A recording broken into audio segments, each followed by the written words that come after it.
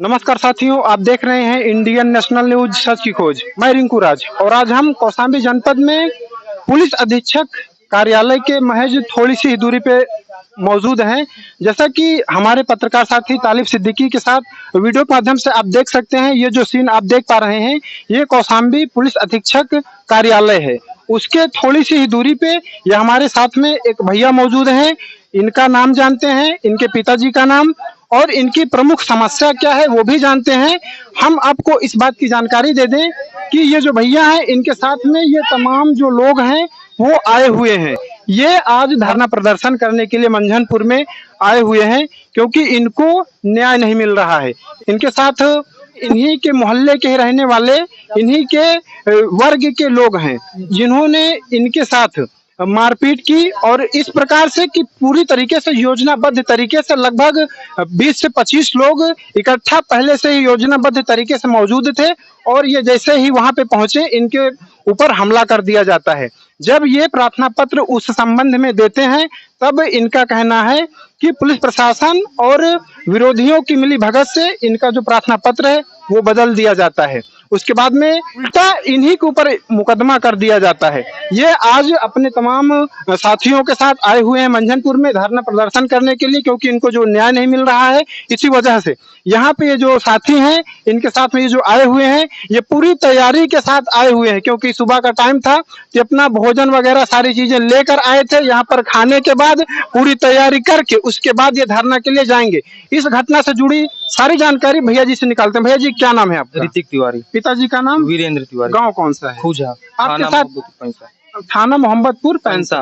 आपके साथ क्या घटना घटी? घटना घटी थी होली वाले दिन 14 मार्च को जब मैं वहां पहुंचा गांव में। तो पहले मैं कानपुर से आया, उसके बाद मेरे पास फोन आया कि भाई आज दोस्त लोग आ रहे हैं, होली मिलना है, आज मिलेंगे वहाँ हमारे समरसेबल पे आ जाना। हम कहा ठीक है। तो हमने कहा दिन का रखो, तो कहा नहीं रात में आएंगे, हम लोग फिर रात को घूम रहे हैं। उसके बाद जब वहाँ रात के कम से कम 7 साढ़े 7 बजे वहाँ पहुंचा तो राम सजीवन व उनके जो तमाम साथी और उनके परिवार वाले वहाँ मौजूद रहे। लगभग ये कितने लोग मौजूद रहे होंगे? 20 से 25 लोग वहाँ पे मौजूद थे शाम 7:30 बजे उसके समरसेबुल पर, राम सजीवन तिवारी के समरसेबुल। तो आप वहाँ राम सजीवन के समरसेबुल पे या ट्यूबवेल पे किस कार्य के लिए गए थे? होली मिलने के लिए बुलाया था मुझे। होली वाला दिन था तो कहे आओ यहाँ रंग गुलाल लगाते हैं, उसके बाद चले जाना आप पर। मैंने कहा ठीक है। उसके बाद जब मैं वहाँ पहुंचा तो ये लोग सारे ऊपर में हमला कर दिए। जब इन्होंने हमला किया तो उसके बाद मैं चिल्लाया तो गाँव के ही 100 मीटर की दूरी पे यादों की बस्ती है, तो वो लोग आके टूट पड़े, मेरे इस पक्ष में खड़े हो गए, मेरे बचाव किया। उसके बाद मैंने थाना मोहब्बतपुर पैंसा में 15 तारीख को तहरीर दी अपनी। उसके बाद 1 हफ्ते तक कोई तहरीर में कार्रवाई नहीं। उसके बाद 1 हफ्ते बाद जब पता चला कि तहरीर में कार्रवाई हुई तो वो तहरीर मेरी नहीं बल्कि राम सजीवन तिवारी के द्वारा दी गई झूठी तहरीर थी। झूठी तहरीर? जो आपने तहरीर दी थी उसमें क्या बदलाव किया गया? उसमें पूरा मतलब जो मैंने नाम दिया था उसमें नाम हटवा केवल 2 लड़कों का नाम डलवा के और अपना जो साथी है उसका नाम हटवा के केवल 2 लड़कों का नाम दिया उन्होंने। तो आपने जो मोहब्बतपुर पैंसा थाने में लिखित तहरीर दी थी उस तहरीर को बदल करके उन्होंने अपने से एक तहरीर तैयार की जिसमें उन्होंने अपने कुछ लोगों का नाम ही हटा दिया, केवल अपने एक नाती का और एक उसके साथी का नाम डलवाया। आप कितना पढ़े हैं? अब मेरा 11th है इस बार। 11th है जी। तो आपने तो साइन बनाई होगी? जी साइन बनाया, लेकिन उसमें मेरी साइन नहीं है। जो उन्होंने आपकी तहरीर बदली पुलिस प्रशासन की मिली भगत से हुआ। तो तहरीर में जो सिग्नेचर था वो किसका है? मेरी नहीं, पता नहीं किसका। वो आपका सिग्नेचर नहीं। ये आरोप आप किस पे लगा रहे हैं? पुलिस प्रशासन की मिली भगत? जी जी जी बिल्कुल। ये मोहब्बतपुर पैंसा थाने जी।